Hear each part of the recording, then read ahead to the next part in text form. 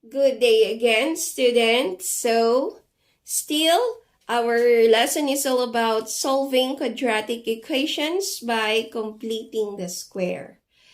Okay, so this video is a video as a guide for you to answer your activity number 2 of your week 2 module. Yan. So now, before we start in solving, we should know first the different steps in solving quadratic equations by completing the square. Ayan. So, kailangan ma-memorize nyo ito. Alright? So, or if not, you can copy or write the steps in your notebook. In that way, you could go back kung may nakakalimutan kayong steps. Alright, so first step is that you are going to divide the quadratic equation by a when a is not equal to 1. So, meaning, kapag binigyan ka ng expression, okay, so for example, 2x squared plus 2x equals to 4, okay, ang sinasabi ng step 1, kapag yung a daw, kasi yung a, di ba, nakikita natin yan sa quadratic term or doon sa may exponent na 2. Kapag hindi daw siya equal to 1 or a is greater than 1, okay, you first thing to do is to divide the whole equation kung ano man yung number na katabi ng x squared mo or ng quadratic term mo. So, for example, this one, so 2, hindi siya 1. So, therefore, the first thing to do is to divide the whole equation by 2. Yan. So, 2x squared divided by 2, then 2x divided by 2, and 4 divided by 2. Okay? So, ganun yung step number 1. Then, number 2, isolate your x squared term and x term to the left side. Okay? To the left of the equation and move the constant term on the right side of your equation. Okay, so for example, binigyan ka ng problem na x squared plus 2x plus 4 equals to 0. Okay, ang gustong sabihin ng step 2, yung x squared term at yung x term mo, yung may kasamang x, dapat sila lang yung nandito sa left side. At yung constant term or yung number term, ilalagay mo siya dun sa kabila. Okay? So, you are going to use transposition method or property of equality. So, later on, makikita natin kung paano gawin yan. Alright, step 3 is to complete the square. Okay? Paano mo yan i-complete? Gaya ng ginawa natin sa first activity. So, first is you're going to get value of b or the term in your x term or the coefficient, the coefficient of your x term. And then, divide it by 2. Square the answer. And then, add the answer in both sides of the equation. Okay, so parang ganito yon. So, get b, divide by 2, and then square the answer. And afterwards, you're just going to add the answer in this problem. Okay, in both sides. And number 4, you're going to factor or transform the perfect square trinomial on the left side. 2 is square of binomial form and then simplify the terms on the right side. Okay, kaya importante na dapat napanood nyo yung video rin natin in transforming perfect square trinomial to square of binomial. Okay, so let's say binigyan ka ng perfect square trinomial, review lang tayo, x squared plus 4x plus 4. Ito yung perfect square trinomial mo. Paano mo siya i-transform into square of binomial? So, when you say square of binomial, meaning meron kang 2 terms at naka-squared siya. So, paano ulit kunin yon? Yung mga terms na nandun sa loob. Okay? So, dito sa first term, okay, kunin mo si x squared. Kunin mo lang yung kanyang square root. So, what is square root of x squared? That is x. Okay? And then, plus, since plus yung nasa gitna, positive din dun sa gitna. Pero kung minus yung nasa gitna, minus ang ilalagay mo dito. Okay? For the second term, dito, kunin mo yung ating third term, 4. And then you just get the square root of it. So, what is square root of 4? That is 2. Okay? So, therefore, itong perfect square trinomial na ito, pag ilalagay mo siya sa square of binomial, ito na siya. Ganun yung sinasabi ng step number 4. Okay? And then, number 5, use the square root property. Take the square root of both sides. Okay? So, dito na papasok yung extracting the square roots in order to solve for x, which is step number 6. Okay? Ayan. So, gawin natin yung mga steps natin. One by one. Okay? I will show you examples. Alright. So, example number 1, we have here x squared plus 18x equals to 19. Okay? Ano yung first step natin? Sabi niya, divide the whole equation by a if a is greater than 1 or not equal to 1.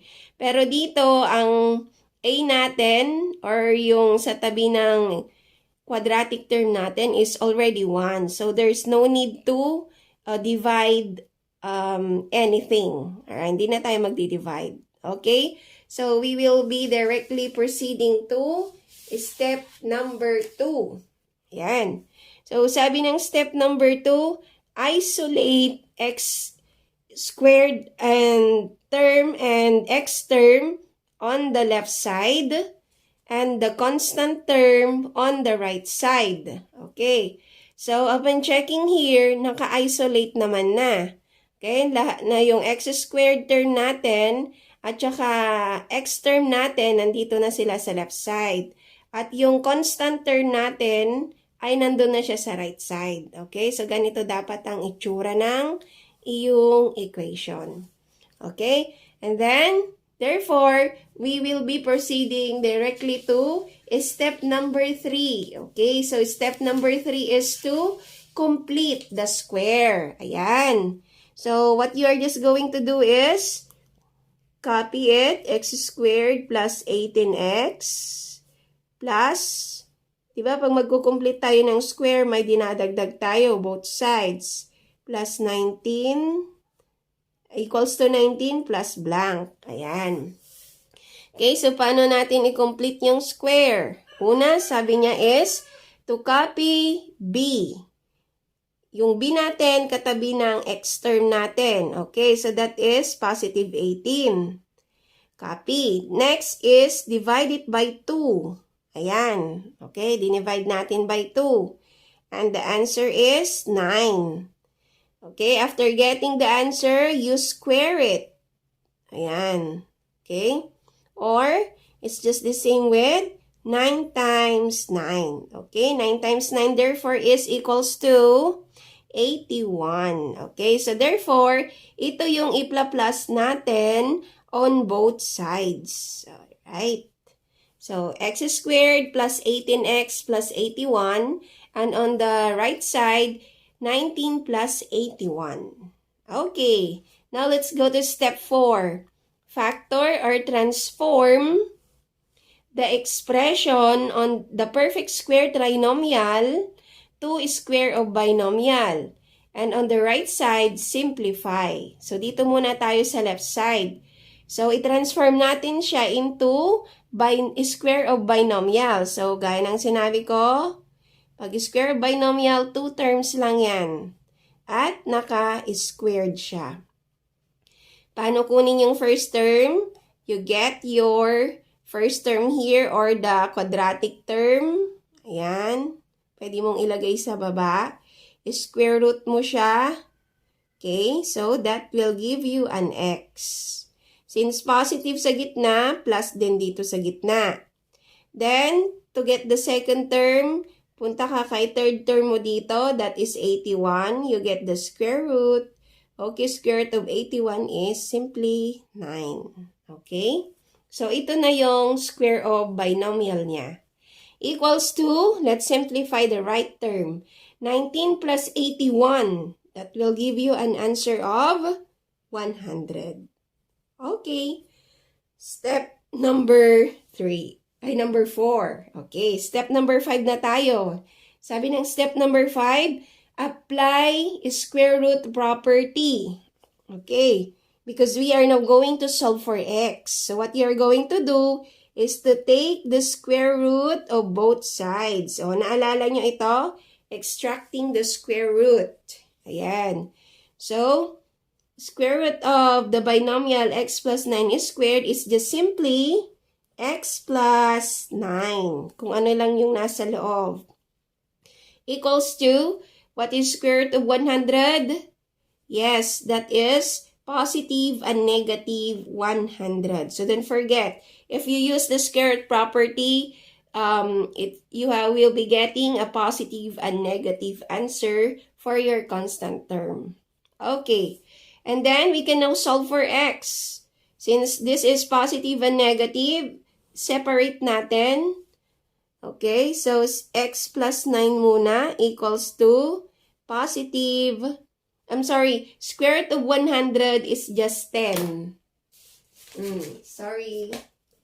Correction. Correction tayo dyan.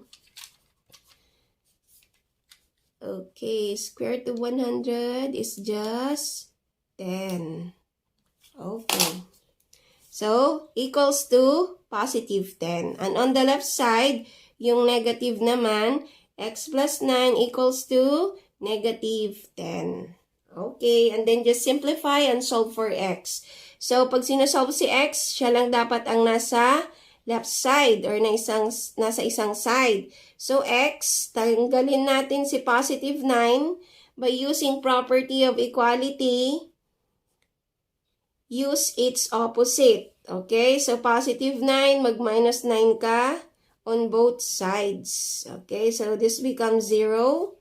And then, naiwan na lang si x equals to 10 minus 1 is positive 1. Okay? This is the first value of our x. Next, doon naman tayo sa negative 10.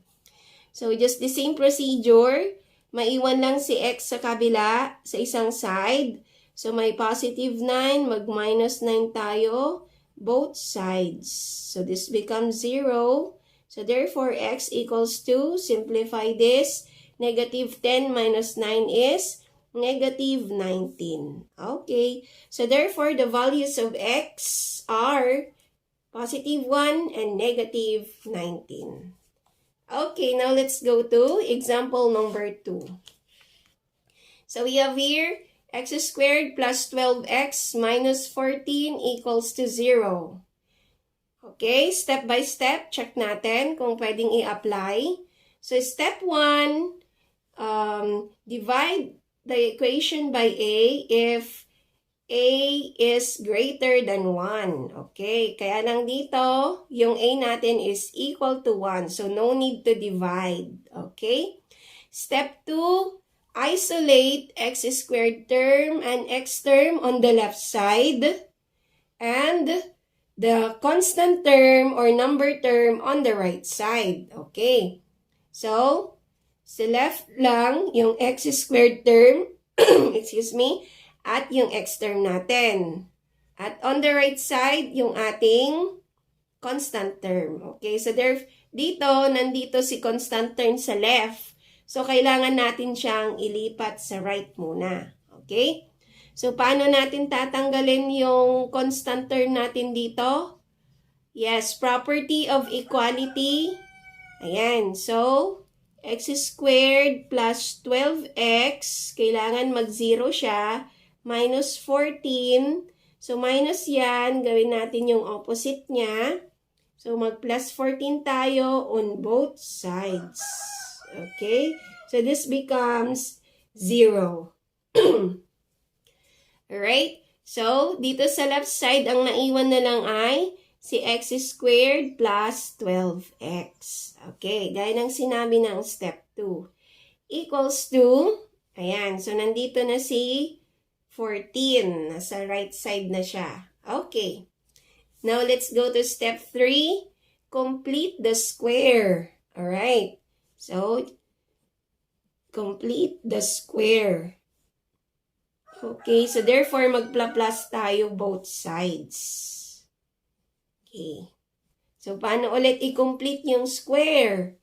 Yan. So, again, you get the coefficient of your x term or yung letter B natin, that is positive 12. Divide it by 2 will give you an answer of 6. Then, square the number, or this is the same as 6 times 6, or that is equals to 36. Okay. So, ang ilalagay natin dito ay plus 36 and plus 36. Ayan. Then, step 4, write the perfect square trinomial into square of binomial. Okay. So, again, square of binomial, 2 terms lang dapat. Okay. At naka-square siya. Alright. So, how to get the first term again? Focus on your quadratic term. Anong square root niyan? That is x plus, pwede mong ilagay dito para hindi ka mawala. Ayan. So, yan yung sagot. Okay, and then 36. What is square root of 36? That is 6. Okay? So, ito na yung square of binomial niya. Equals to, let's simplify the right side. Okay, 14 plus 36, that will give you an answer of 50. Okay, ayan. So, next step is to apply the square root property. Okay, then get the square root. What is square root of binomial x plus 6 squared? Just simply x plus 6. Equals to, what is square root of 50? Okay, may eksakto bang square root ang 50? Okay, wala, di ba? Alright, pero may factor siyang may perfect number, gaya ng ginawa na naman natin noon. So, parang ano lang tayo, pabalik-balik lang tayo. So, dapat naalala nyo yung mga previous nating lessons. Okay? What are factors of 50? Okay, so 25 times 2, 50 times 1, or 10 times 5. So, ano dito yung factor niya na may perfect square number? Okay, so itong 25 times 2.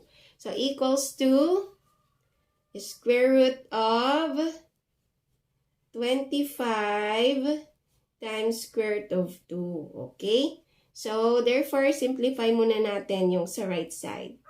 So, positive. So, therefore, we have here square root of 25, that is 5. Square root of 2, wala. So, just place it beside 5. And don't forget, positive and negative.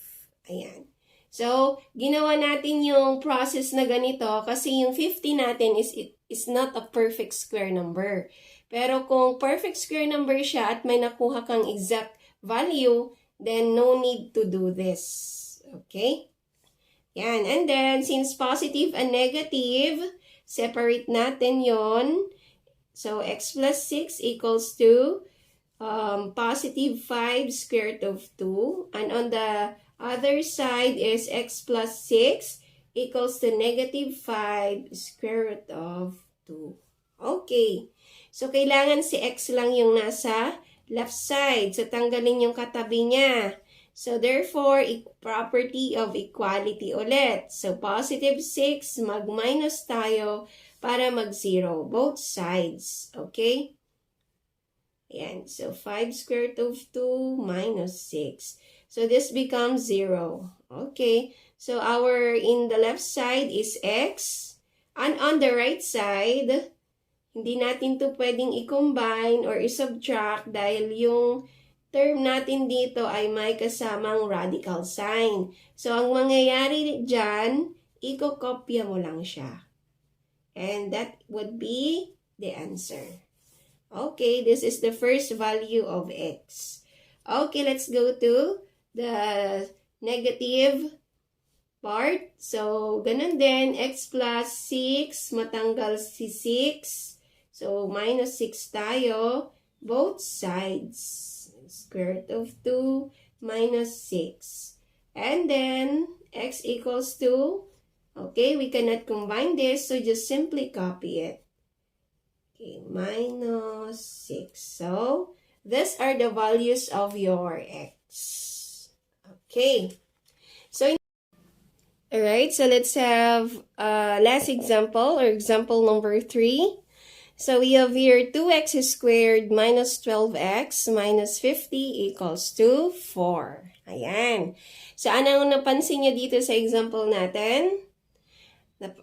Yung letter A na natin here is greater than 1. Okay? So therefore, gagamitin na natin yung step number 1 sa completing of the square.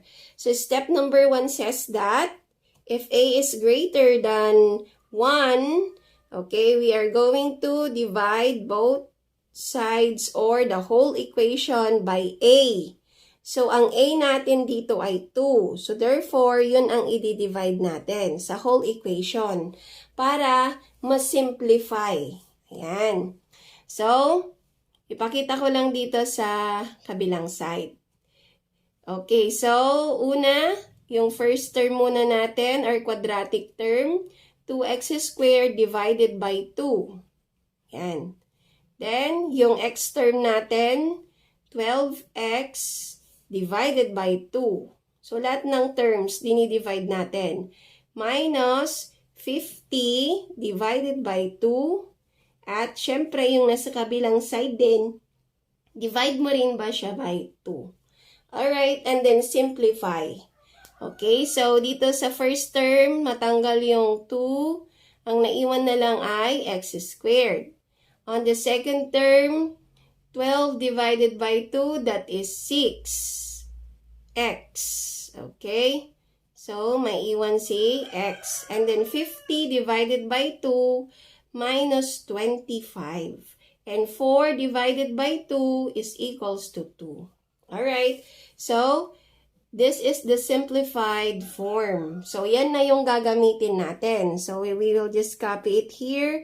X squared minus 6x minus 25 equals to 2. Okay.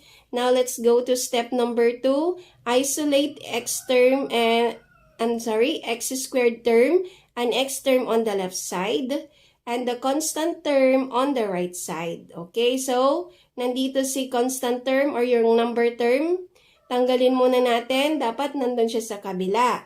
So, paano tanggalin? You can use transposition or property of equality.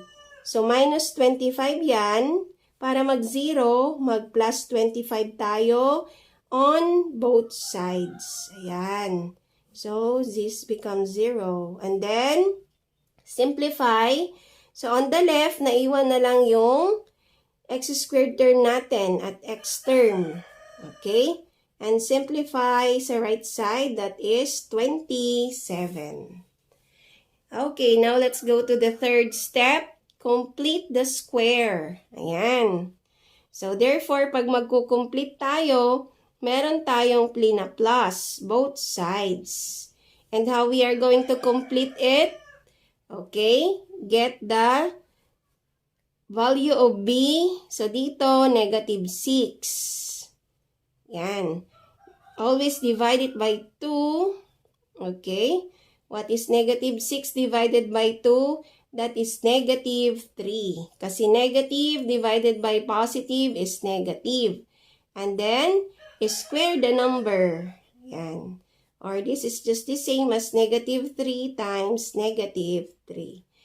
Okay, so what is negative 3 times negative 3? Will give you an answer of positive 9 because negative times negative is positive. So, yun ang ipla-plus natin dito on both sides. Ayan. So, na-complete na natin yung square. Naging perfect square trinomial na siya. Next is to transform it into square of binomial. Ayan, so square of binomial, 2 terms lang yan na naka-square. So, para makuha yung first term again, get your first term here, square root mo siya, that is x. Negative yung nasa gitna, so therefore, minus naman tayo dito sa gitna. And then for your second term, get your last term there, 9, get the square root. Square root of 9 is 3. Yan, so minus 3 squared. Then simplify yung nasa right side, 27 plus 9, that is 36. Okay, and then go to step number 5. Apply square root property. Okay, so square root. Square root of the binomial x minus 3 squared is just simply x minus 3. And square root of 36 is simply positive and negative 6. And last step is to solve for x. Ayan. So, separate natin yung positive and negative. So, x minus 3, copy mo. Positive muna dyan. And on the other side is the negative 6. And then simplify. Just property of equality. Minus 3 para matanggal plus 3. Both sides. Okay, this becomes 0. So, x equals to 6 plus 3 is 9. Okay. Then, on the other side naman, x minus 3 plus 3 minus 6 plus 3. This becomes 0. So, naiwan si x. What is negative 6 plus 3? Opposite sign, subtract, and copy the sign of the absolute value of the bigger number. So, negative 6 minus 3 is 3. And what is the sign of the absolute value of the bigger number? Negative. Kaya, negative 3. Okay, so that's it. Yan. So, just check on the steps and the examples I gave you. And surely, masasagutan niyo ng tama ang inyong activity. Okay, that's all for today. Good day.